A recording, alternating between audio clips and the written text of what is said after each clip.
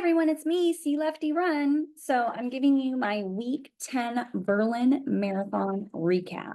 In week 10, I ran 42 miles. But before we get to all of that, have you been watching the Olympics? I feel like I've been watching more than I've ever watched, thanks to Peacock, because I can just let it air and then watch the replay, which I really like. So, I have some fun facts for you. I think I've told you that the Olympics in 2028, a lot of them are going to take place in my very neighborhood, Long Beach, which is where Snoop Dogg is from, if you've watched any of his commentary. But the triathlon is going to be here. I think handball, rowing. Anyway, I already have friends who are like, we're renting out our houses. I was like, I'm not renting out my house. I'm staying put. Are you kidding me? I'm not leaving for the Olympics. Um, did you watch the men's 10,000 meter? What is it? The 10K? That was amazing. That Fisher guy, like, just came in hot and got the bronze. That was great to see. If you haven't watched it, I don't think I spoiled it for you, but watch the replay, maybe like the last 8 minutes of the race, I would recommend. The men's triathlon, I haven't watched the women's yet. That was amazing too. So highly suggest you watch that. The race changes in the last 200 meters. So, and they all swam through that disgusting sea and river. Ew, ew. And then they had a bike and run in that humidity. There were guys like, collapsing at the finish, of course, left it all out there, throwing up. And I'm like, how much of that is like they're so exhausted from what they just did and they're throwing up some of the sewage water that they swallowed while swimming? Disgusting. Anyway, I was just curious if you watched that. So if not, watch it. Oh, also, have you watched Sprinter on Netflix? It's a documentary about the US sprinters. I don't know if I brought this up last week, but if I did, I apologize. Maybe you didn't watch last week.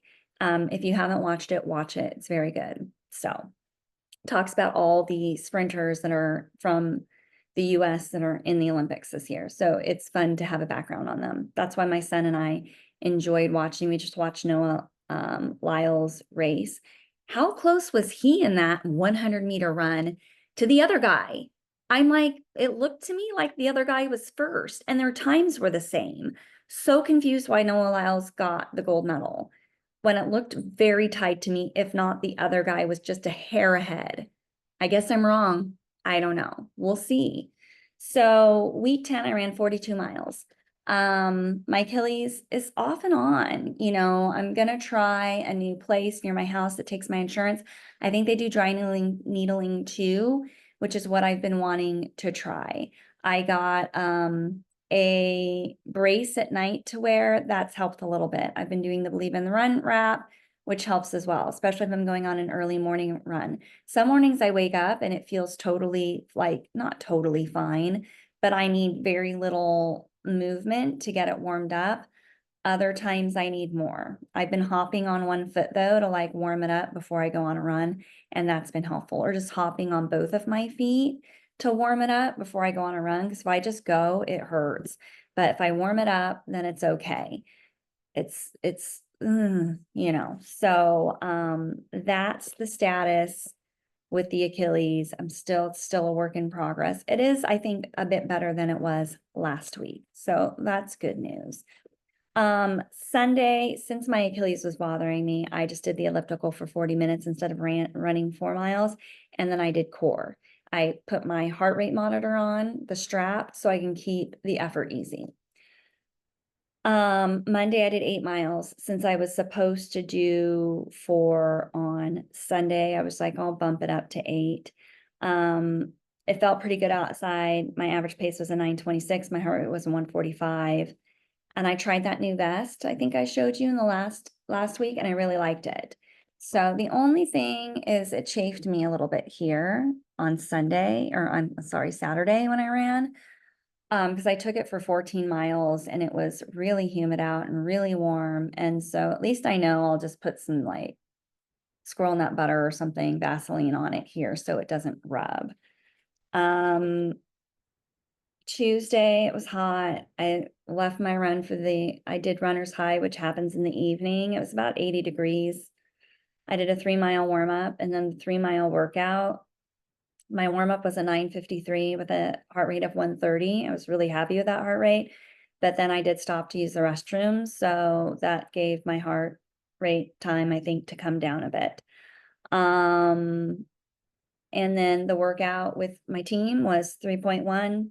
My average pace was a 9:19 and my heart rate was a 147. The 9:19 comes from because when I do the recovery, I don't pause my watch.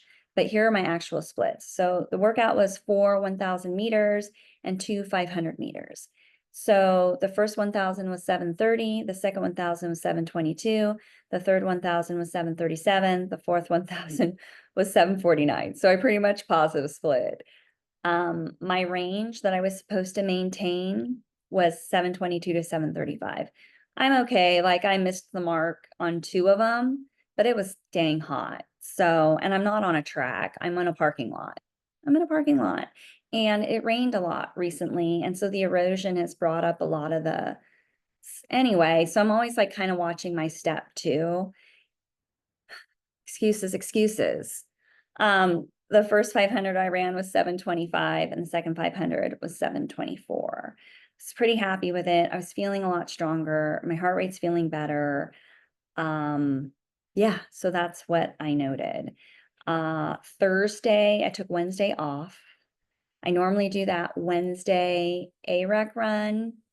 But since I had marathon paced efforts built into my Saturday long run, I didn't do the AREC run because I do usually try to run tempo with AREC, and everyone has a different idea of what a tempo run is. Like for me, it's like a little bit faster than marathon pace.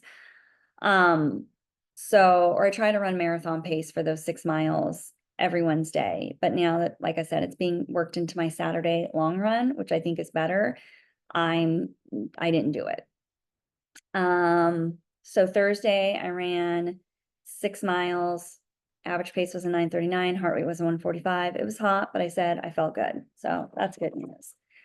Friday I did 8 miles per my schedule. If you remember last week, I was supposed to do 8 too on Friday and I forgot and I did 6 and I was too exhausted after the 6 to go out and do 2 more. So this Friday was like, don't forget, you've got 8 and not 6.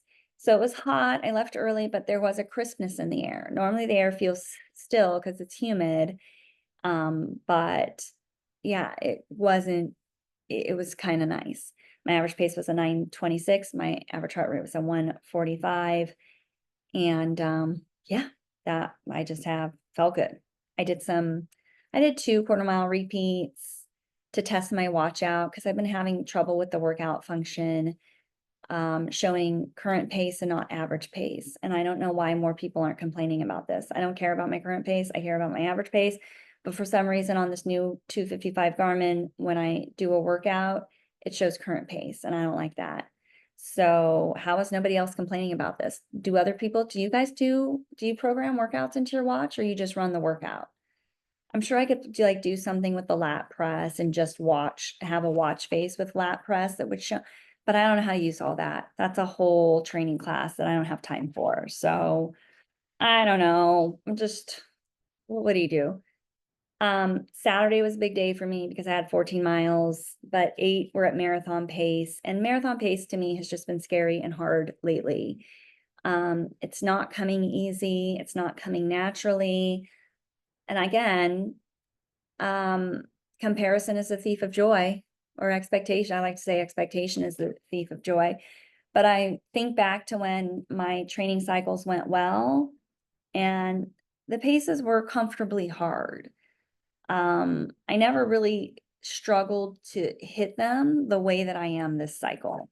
And I don't know, but I've never really trained like this for a marathon. The last time I trained for a marathon during the summer was in 2017, 2016, 2017. One of those years, doesn't matter, when I was training for Marine Corps. And even then, that race is end of October. So I've never had a September other than Long Beach, which is early October. But I've never trained for like during the summer intensely like this for a marathon. So that's another thing too, is that this summer heat is just killing me and it just makes me feel like I can't do anything. It's really killed my confidence. I've told you before, and I'm gonna tell you again, if I ever tell you I'm running a fall marathon, slap me. It's okay. I give you permission. Or if I complain about the heat, just remind me, remember last time, dot, dot, dot. But I have no reason to run a fall marathon ever again in my whole life. Although I do have a spot into Chicago for 2025, but I've already done Chicago. I don't need to do it again. And I had a terrible Chicago because of da, da, da, the heat, 2007, look it up. So I finished, and it's like on my world major thing, but I would like a repeat, kind of, kind of. But if it has me going through all this again, maybe I don't need a repeat that bad. I don't know. And it's part of my story. Like I always think, even in Boston this year when it was hot, I thought, girl, you got through Chicago, you can get through anything. So Chicago, as much as it is like the bane of my existence in terms of running, it like I always go back to that when I need to push through the heat. So I did 14 miles. So normally what I do is I warm up for 2. I do that. I had 14 miles, 8 at marathon pace. So what I normally do is I run for 2 miles, I warm up, and then I go into the 8 miles at marathon pace, and then I do 2-mile cool down. So that was going to get me 12 miles. I wanted to do 14 miles because I was like, Berlin's right around the corner. I need to pick up these long runs on Saturday. So, and then with AREC, if I started at mile 2, the next 2 miles, there's a mile that's like a gradual uphill. And I was like, when with my watch, not doing average pace, but current pace, I was like, I don't want it beeping all the way up the hill. So I was like, I'll just start it at 4 miles and start the workout. I was with my friend Javier. There was a big group of us, but my friend Javier stuck with me. I told him what I was doing. I was like, you're welcome to come or do your own thing. He's like, I'll go with you. And I said, great. So mile 4, we hit it. And we go down the hill, and it was hard. It was hard. The first 4 miles felt really easy, and then it just got hot and it was really labored. Now, the group that I belong to, AREC, they're so great. They're all training for Long Beach, which is a week after Berlin.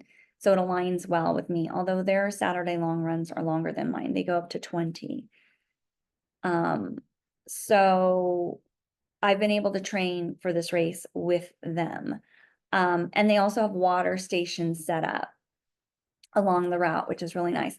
I carry my own water though, because I just feel like I need more hydration. I can't, I don't know. The first water station was 2 miles.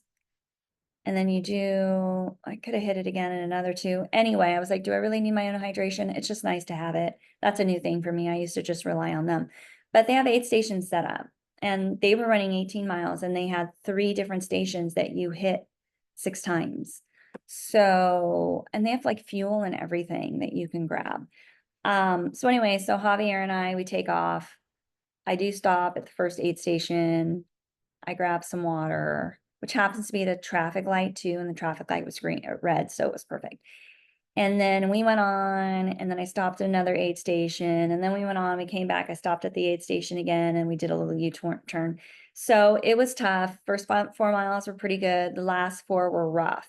So here's the paces. Are you ready? Are you ready? Are you ready? Okay, so my average for all 8 was 8:46. Okay. I did adjust it in my watch. I gave myself, my range was supposed to be 8:15 to 8:30. I gave myself 8:15 to 8:45 because I thought, well, it's going to be hot. So my first mile was an 8:33, 8:39, 8:36, 8:37, 8:44, and I start falling off the wagon here, 9:05, 9:04, and then 8:51. So I was disappointed because I was like, oh my gosh, I even adjusted my pace and it still felt really hard. Like I couldn't have kept that going for, 16 more miles or whatever. So, and it's hard. You put a lot of effort into these long runs. Like I got up early, I ate, I'm doing all the things. And to like come home and feel like not great about it, it's not good. It's like we work too hard to come home after a long run and then to like beat yourself up. But what's funny is a lot of my friends on Strava were posting the weather for the day, and I didn't even look at the weather. I was like, whatever. I guess it was 78. I was like, I didn't know it was 78. So then I adjusted the weather in my Luke Humphrey app for what it was, like 78 degrees, 70% humidity. And then it gave me like a big range, like it was like to 910. And then I looked at the workout, I was like, well, I crushed it, because he has these calculators for weather. Like if it's bad weather, he wants you to adjust your pacing because he doesn't want you to overtrain. So he's like, sure, you can probably hit the paces. Maybe some of you can, and that's great. But if you continuously do that to yourself in heat, you're going to overtrain. So he's always like, don't overtrain. It'd be better to show up a little undercooked than overcooked. So I was like, okay, then I did pretty well. It's just frustrating because these paces aren't coming as easy as they have in previous cycles. And again, I don't know if it's because of the time of year that I'm training in and I haven't done this before, but comparison is the thief of joy. And I keep looking back and I'm like, wow, remember when like 805 was like nothing, like you could just keep rolling. And now I'm like 850, 905. What is going on? I don't know. But here's the quote of the week. Desire is the most important factor in the success of any athlete. I don't know what my desire is right now. I don't really care about time. I want to run well. I don't want like a bad time, but I think I want my goal for Berlin would be to negative split. Like that's something I can control. It's a flat course. It's an achievable goal, right? It's not like I'm trying like I want a sub 340, although I kind of want that too, but just the way things are going right now, I'm studying for the test, but on the practice test, I'm not doing so hot.